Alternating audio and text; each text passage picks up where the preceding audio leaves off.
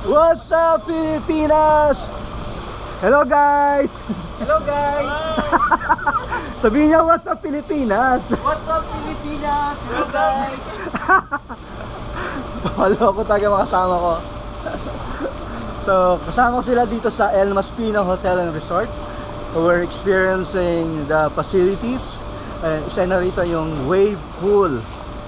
So, from 3 feet yata, 2 feet to 4 feet. 4 feet yung pinaka malalim.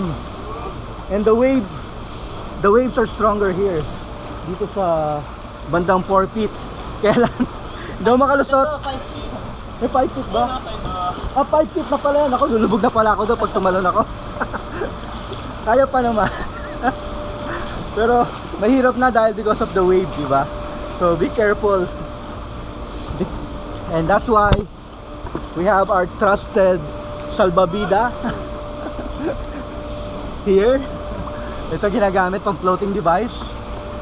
And as you can see, the guys are enjoying it. Ayan.